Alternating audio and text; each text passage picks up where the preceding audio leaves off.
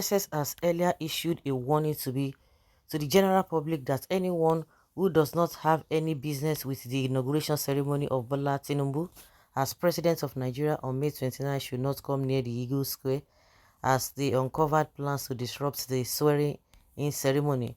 Professor Udensa has, however, stated that Nigerians have the right to engage in a peaceful process which, according to him, is part of democracy, and that as Tinubu and others would be sworn in on May 29, millions of Nigerians can protest to express their displeasure. So as long as they don't have arms and are doing so peacefully in accordance of the law. In 2 or 3 days' times, there will be inauguration. The Inspector General of Police is already speaking. The Director General Department of State Service is speaking. The military are also speaking. However, my sense of it is that they are shutting down democracy conversation, and we should not allow that. While you are going to swear people in, you should equally allow those that want to protest do that peacefully, legitimately, constitutionally. The behavior of National Broadcast Commission and even behavior of the president-elect media team is abhorrent at this stage. That is what I want to repeat. As people will be sworn in on May 29, millions of Nigerians have a right to protest wherever they are, as long as they don't have arms and are doing it peacefully as the law provides. So if you come and tell us that some people will hijack it, that is your own cup of tea, then you should deal with those who are going to hijack it. But with the way things have gone in this country, it is a Buhari's tenor that you see people saying that they don't want to they don't want people to protest. That is like protesting is now a taboo.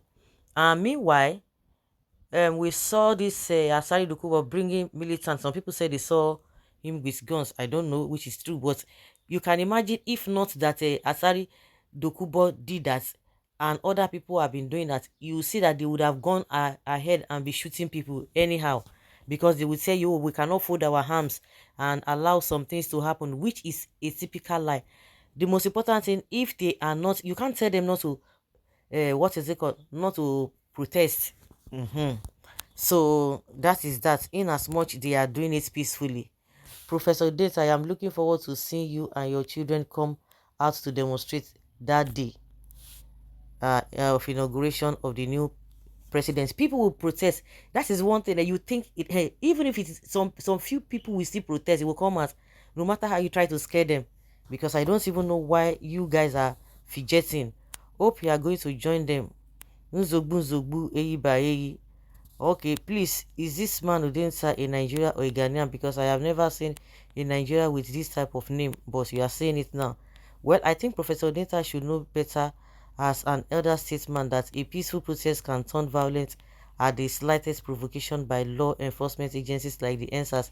I see his words as incitement against a democratic and constitutional process. It's a lie, because that is what they have made you to believe, because what they will do is to go and bring some people and hijack it. The essence of a thing, people were peaceful in their protest for almost close to 9 or 10 days, but from what we heard was that if the UN should, if the thing had lasted more than the period it lasted, that the UN or whatever authority or international community will step in, and that was why they quickly brought in all these people to disrupt the whole thing. So if you continue to say, oh, some people will hijack it, it is unconstitutional, what are you talking about? Then the police should do their work. If not that, why is it that they've not hijacked the protest that has been going on all this while? Why is it that they have not hijacked it? The beauty of democracy is freedom of speech and expression. You can't shut down people who feel that you have not done the right thing, especially when the process of the just concluded election is perceived as a sham. There is no law against peaceful protests if those involved are not with arms. After all, these are the same people that you want to govern. We should do things rightly so that we would be a mockery in the community of nations. Do they care? The world is watching and God is watching too. We're always having a different ideas to better things. Protest however you want. A renewed Nigeria is assured under Tinubu. That is what you believe. Other people don't believe that. You can't force people to believe what you believe, and nobody can force you to believe what you don't believe if you cannot see things from the way they are saying it. Please, my people, let us not sit back and watch. Let us protest on that day. Let them come. We are watching them. Yes, they have the right to protest, but not by impinging on the rights of others. Abi, plunging into the rights of others. Of course, they constitute themselves into public nuisance and irritant, wanting to cause chaos and disorder which no sane government will tolerate. Why are you writing an unconstitutional process? There's no constitutional backing to all that led to this purported inauguration. It is the right of every democracy inclined Nigeria to protest against this unlawful process.